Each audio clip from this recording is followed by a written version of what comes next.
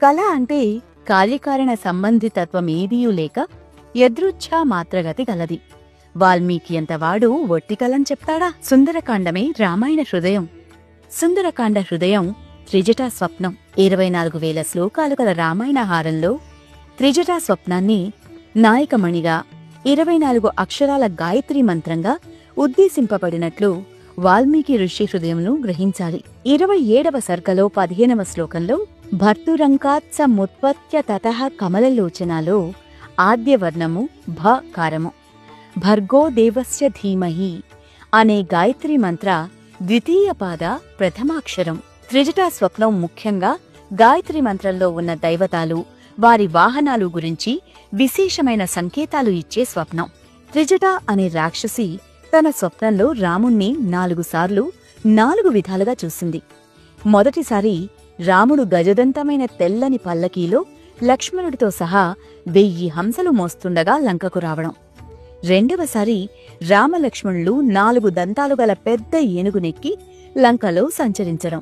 మూడవసారి రాముడు 8 తెల్ల ఎద్దులు లాగే రథం మీద సీతతో తిరగడం. 4వసారి సీతారామ లక్ష్మణులు పుష్పక విమానమెక్కి ఉత్తరంగా వెళ్లడం.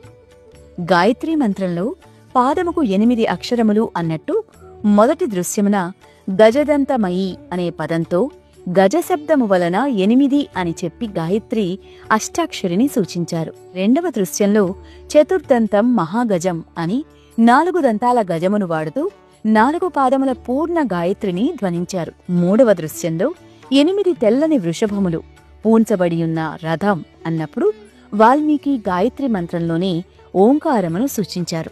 4వ దృశ్యమున నిర్గుణ బ్రహ్మ ప్రతిపాదకమైన పాదమును సూచించేందుకు ఆరుహ్య పుష్పకం దివ్యం విమానం సూర్య సన్నిభం అని వాల్మీకి అన్నప్పుడు గాయత్రి మంత్రంలో ఉపాసింపబడువాడు సూర్యుడే కదా.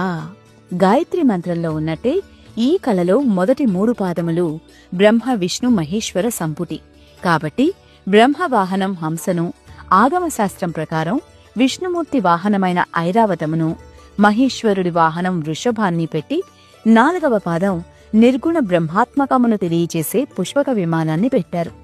పైగా త్రిజట రాక్షసి పేరు మాత్రమే కాదు, దేవీ భాగవతంలో త్రిజట తిత్తిరి తృష్ణ త్రివిధ తరుణాకృతి అని గాయత్రీదేవికి చెప్పబడిన 1000 నామములలో అంటాం కదా. కనుక రామాయణంలో త్రిజట అంతరార్థం గాయత్రీ మంత్రమే.